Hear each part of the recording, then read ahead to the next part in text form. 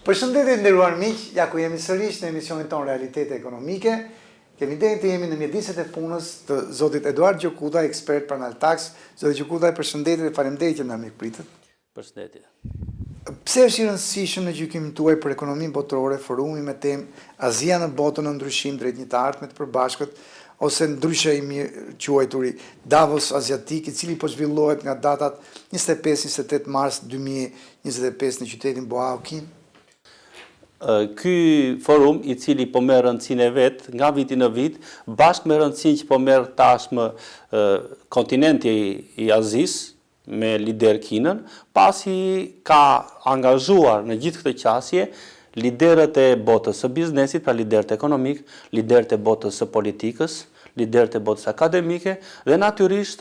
arrin të përçoj tashmë një ide të qartë që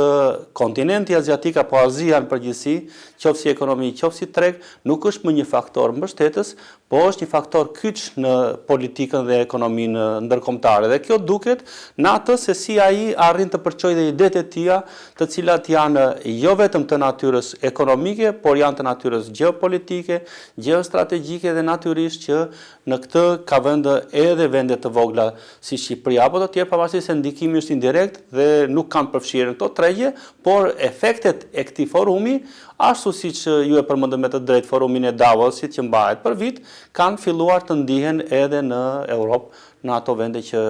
kanë lidhje direkte me këto. Apo fillon Azia të luajë një rol gjithnjë më të madh në rritjen ekonomike botërore, me ekonomitë më të mëdha të saj, Kina, India, të cilat po theksojnë në atë parë bashkëpunimin, koordinimin rajonal, por edhe përfshirjen ekonomike dhe përparimet teknologjike, sidomos përdorimin e inteligjencës artificiale. Natyrisht që teknologjia dhe inteligjenca artificiale janë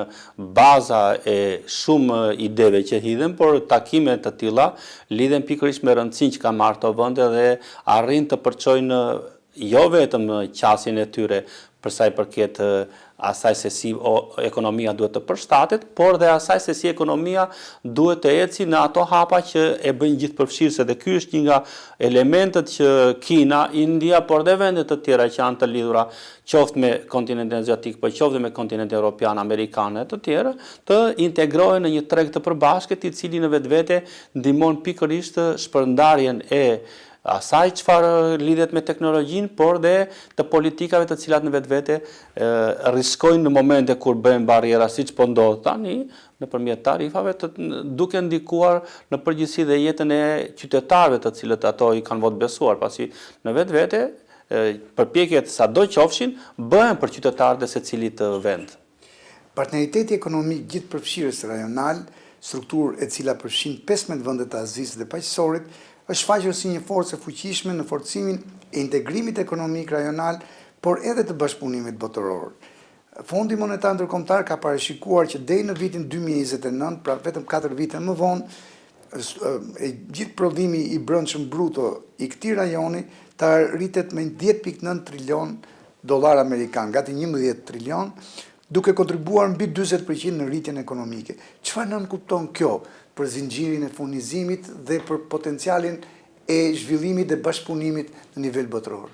Është pikërisht kjo lloj qasje shumë ekspansioniste e cila nuk po rritet me ritme të moderuara, pra një rritje moderuar, por është një rritje përtej kësaj, e cila po detyron edhe vende që janë të fuqishme dhe konsiderohen ekspansioniste deri më sot në tregje, si Shtetet e Bashkuara, Bashkimi Evropian, të fillojnë të konsiderojnë dhe respektojnë në mënyrë reciproke tashmë çdo element që lidhet me pjesën e komunikimit, qoftë me Kinën, qoftë me Indinë, por qoftë me vende që janë të lidhura me to, mos harrojmë Indonezia, vende të tjera që janë brenda kanë një ndikim në tregtinë botërore jo thjesht për rrugët e kalimit, por edhe për ndërthurjen, për sa i përket burimeve natyrore dhe për sa i përket dhe mënyrës se si do të orientohet ekonomia. Ndërsa gjithë ekonomia botërore po kalon tashmë një periudhë ndryshimi apo një revolucion të ri, qoftë industrial në aspektin teknologjik, por qoftë në mendësinë, pasi dhe vetë sistemi ka filluar të shfaqë shenja dobësie dhe shenjat janë tashmë sistemike, natyrisht që një bashkëpunim i ngushtë me Kinën po preferohet në vend të asaj që mund të konsiderohet luftë tregtare apo luftra të tjera. Çdo vend ka proteksionizmin e tij, por mendoj që Kina me modelin e saj, apo dhe India e cila është shumë ngjitur me modelin kinez, të arrijë të ndikojë dhe të jetë një faktor tash më kyç në politikën botërore. Ndërkohë që tregtia globale po has sfida të jashtëzakonshme të asaj që e përmendën dhe ju, zoti Gjerkutaj, një luftë tregtare, një betejë tarifore të nisur tashmë nga Shtetet Bashkuara të Amerikës, a gjikoni se roli i Azisë, sidomos i Kinës, si ekonomia e dytë më e fuqishme e planetit, në nxitjen e përparimeve të inteligjencës artificiale që përmendët dhe ju, në energjinë e gjelbërt dhe në transformimin digjital të jetë kritik? Besoj që po, se faktorët që po ndjekim tani janë pikërisht tendencat të asaj që deri më sot është presupozuar që nuk do të ndote. Pra, lufta tregtare tashmë ka nisur edhe pse është në formën e presioneve, natyrisht do ketë koncesione brenda kësaj lufte tregtare, por gjithsesi është një luftë për një ridominim të ri të tregut. Pra, tregu ashtu në mënyrën e tij si po ndodh jo konvencionale siç ka ndodhur në të kaluar nëpërmjet luftrave, po ndodh duke vendosur fillimisht barriera proteksioniste, pra vendet, sidomos ato çfarë kanë qenë superfuqi në të kaluarën, kanë një ekonomi të themi kombëtare të tillë që e ruajnë me fanatizëm atë pjesën e tyre. Nga ana tjetër, teknologjia e cila nuk e mundson do të ruajtjen e gjithë kufive tregtar, ruajtjen e kufive politik dhe ruajtjen e ndikimit natyrisht që kanë ndikimet e veta dhe në këtë mes, respektimi i atyre çfarë tashmë vendet janë angazhuara, ngelet ajo parimi kyç dhe këto duhet të jenë ato pjesa e përbashkët që ofrojnë dhe